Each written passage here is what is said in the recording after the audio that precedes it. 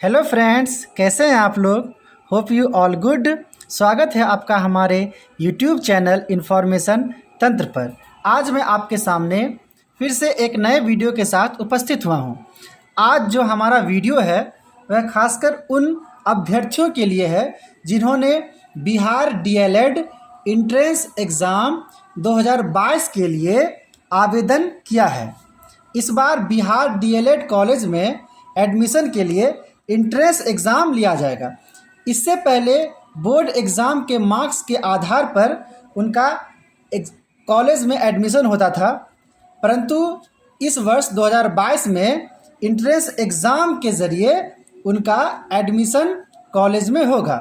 वैसे तो Bihar DElEd entrance exam की शुरुआत 2020 से ही होने वाली थी, परंतु कोविड-19 के प्रकोप के कारण 2020 और 2021 में बिहार डीएलएड एंट्रेंस एग्ज़ाम नहीं हो पाया। अब जबकि हालात सामान्य हो चुके हैं, इसीलिए बिहार डीएलएड में एडमिशन के लिए अब एंट्रेंस एग्ज़ाम पास करना होगा, तब जाकर हमारा एडमिशन डीएलएड कॉलेज में होगा।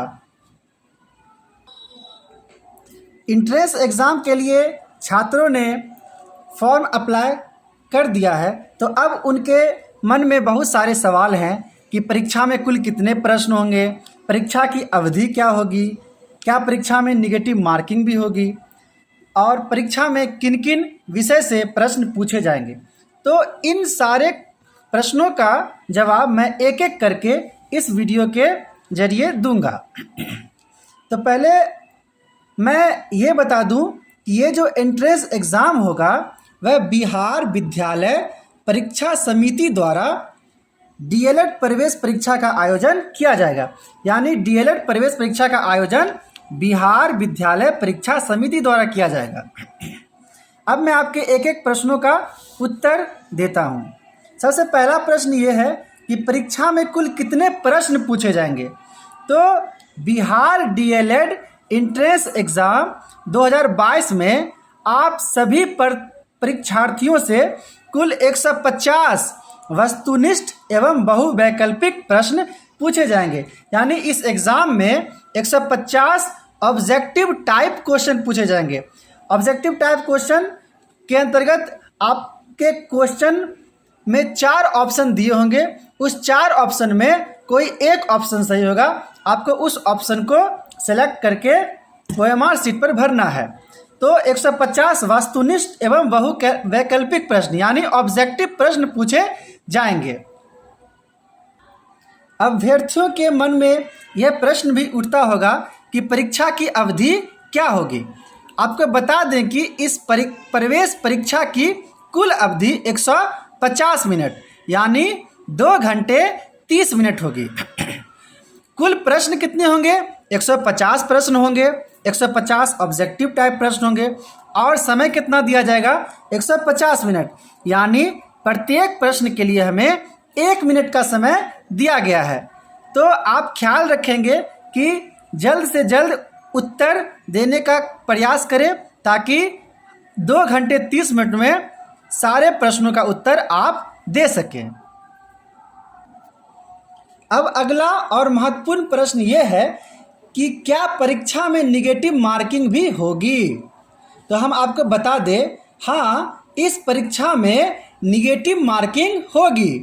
प्रत्येक सही प्रश्न का जवाब देने पर कुल 3 अंक प्रदान किए जाएंगे और परीक्षा में प्रत्येक गलत उत्तर दर्ज करने पर 1 अंक की दर से अंकों की कटौती की जाएगी।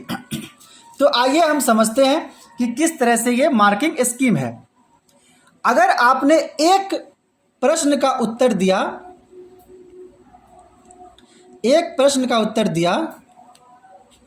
अगर वो उत्तर सही हुआ, अगर सही हुआ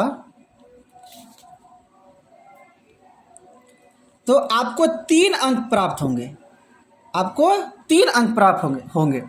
वहीं अगर उत्तर गलत हुआ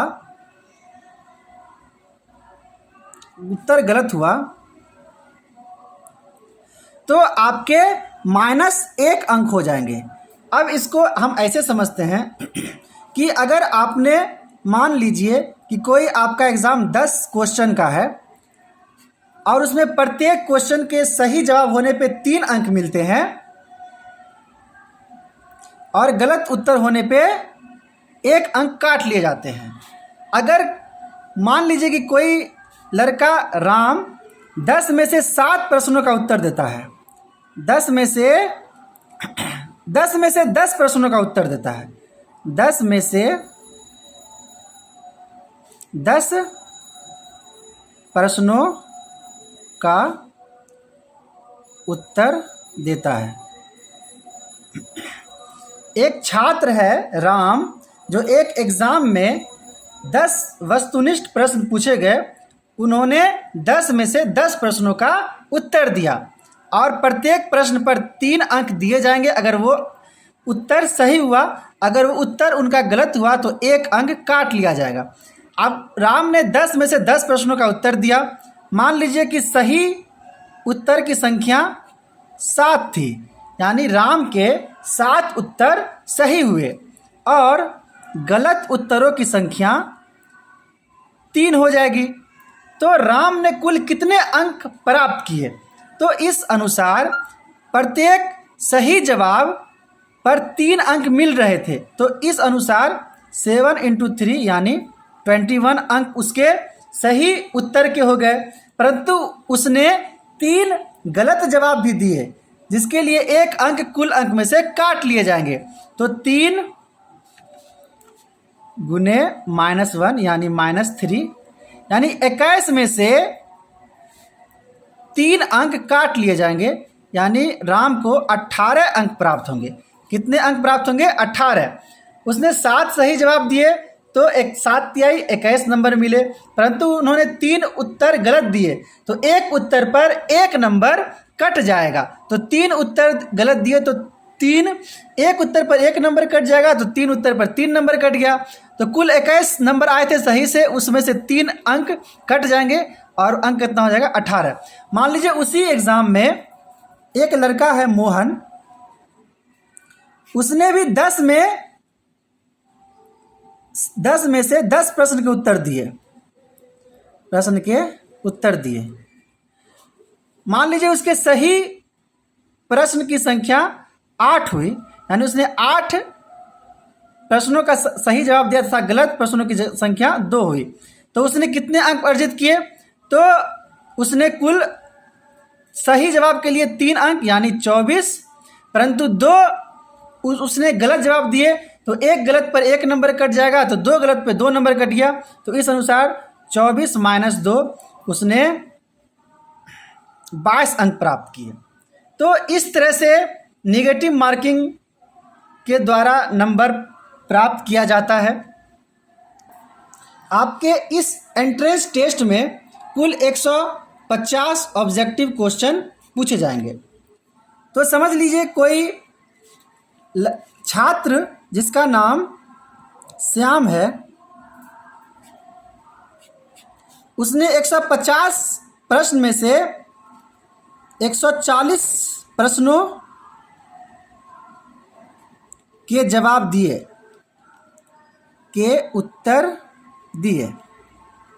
150 प्रश्न था, श्याम ने 140 प्रश्नों के उत्तर दिए। मान लीजिए श्याम ने 140 प्रश्नों के जो उत्तर दिए हैं उसमें सही उत्तर जो था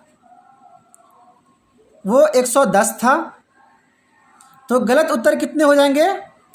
गलत उत्तर हो गए 30।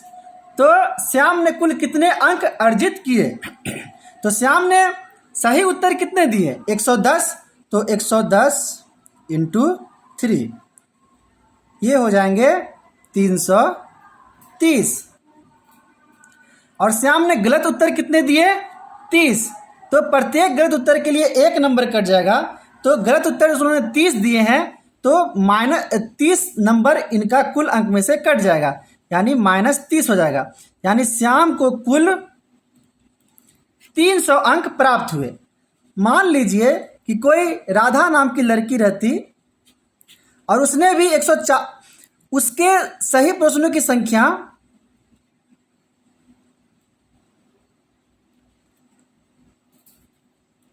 संख्या 110 होती और गलत प्रश्नों की संख्या मान लीजिए 20 होती। मान लीजिए राधा ने 130 प्रश्नों को टच किया। राधा ने 130 प्रश्नों का जवाब दिया, जिसमें से 110 सही हुए और 20 उत्तर गलत हुए। तो राधा ने कुल कितने अंक अर्जित किए? तो राधा जो है 110 सही के लिए 3 अंक, तो कुल हो जाएंगे 330 सही जवाब के लिए। और गलत कितने किए? 20। तो प्रत्येक उत्तर के लिए 1 अंक कटेगा, तो 20 के लिए 20 अंक कट जाएगा। तो राधा ने कुल 310 अंक प्राप्त किए। तो आप समझ सकते हैं कि गलत उत्तर देने पर छात्र को कितना हानि है। श्याम और राधा ने दोनों ने सही उत्तर 110 दिए, परंतु राधा श्याम से 10 अंक आगे है। क्यों? क्योंकि राधा ने श्याम के बनिस्बत 10 कम गलत उत्तर दिए। यानी आप प्रयास कीजिएगा कि एग्जाम में यथासंभव गलत उत्तर ना दिया जाए। जो आपको फिक्स लगे कि हाँ इसका उत्तर यही होगा, उस वैसे ही प्रश्नों का उत्तर दे। अगर किसी प्रश्न में बिल्कुल कन्फ्यूजन है, समझ नहीं आ रहा है कि इनमें से कौन उत्तर देगा, तो वैसे प्रश्नों का उत्तर देने की कोशिश ना करें। अगर आप वैसे प्रश्नों का उत्तर देंगे तो ज़्यादा चांस है कि वो उत्तर आपके गलत हो जाएंगे और निगेटिव मार्किंग के जरिए आपके अंक कम हो जाएंगे। इस उदाहरण द्वारा आप ये चीज़ समझ सकते हैं। अब अभ्यर्थियों का अगला प्रश्न ये है कि बिहार डीएलएड एंट्रेंस एग्जाम 2022 में किन विषयों के प्रश्न पूछे जाएंगे। तो हम आपको बता दें, इस परीक्षा में 6 सेक्शन से प्रश्न पूछे जाएंगे। वो 6 सेक्शन कौन कौन है? तो पहला सेक्शन है सामान्य हिंदी या सामान्य उर्दू। इनमें से कोई एक जो आपने सेलेक्ट किया होगा उनके प्रश्न रहेंगे। दूसरा हमारा सेक्शन है सामान्य अंग्रेजी, जनरल इंग्लिश। हमारा तीसरा सेक्शन है, यानी तीसरा विषय भी कह सकते हैं, वो है गणित, मैथमेटिक्स। हमारा चौथा विषय है विज्ञान, साइंस। हमारा 5वां विषय या सेक्शन कह सकते हैं वो है सामाजिक अध्ययन, सोशल स्टडीज। और 6ठा विषय है तार्किक व विश्लेषणात्मक क्षमता, logical and analytical reasoning. Reasoning तो आप लोग जानते होंगे, जहाँ पे तर्क के द्वारा प्रश्नों के उत्तर दिए जाते हैं। तो ये 6 सेक्शन से आपके प्रश्न पूछे जाएंगे। अब ये प्रश्न उठता है कि किस सेक्शन से कितने प्रश्न पूछे जाएंगे। तो मैं आपको ये पैटर्न बता दूं कि किस सब्जेक्ट से कितने अंक पूछे जाएंगे। तो सामान्य हिंदी या सामान्य उर्दू जो आपने सेलेक्ट किया है, उनसे 30 प्रश्न पूछे जाएंगे। और आप जानते हैं कि एक प्रश्न के लिए आपको 3 अंक दिए जाएंगे। तो कुल अंक सामान्य हिंदी या सामान्य उर्दू से हो गए 90। हमारा दूसरा विषय गणित, उससे भी 30 प्रश्न पूछे जाएंगे, तो उनसे भी प्राप्त अंक 90 होंगे। हमारा तीसरा विषय विज्ञान है। विज्ञान से प्रश्नों की संख्या 20 होगी, यानी 20 प्रश्न विज्ञान से पूछे जाएंगे, तो कुल अंक हो गए 60। हमारा चौथा सब्जेक्ट सामाजिक अध्ययन, उससे भी 20 प्रश्न पूछे जाएंगे, तो इस सेक्शन से भी कुल अंक हो गए 60। सामान्य अंग्रेजी से 25 प्रश्न पूछे जाएंगे, तो इस सेक्शन से कुल अंक हो गए 75। एवं तार्किक एवं विश्लेषणात्मक क्षमता यानी रीजनिंग से 25 प्रश्न पूछे जाएंगे, तो कुल अंक हो गए 75।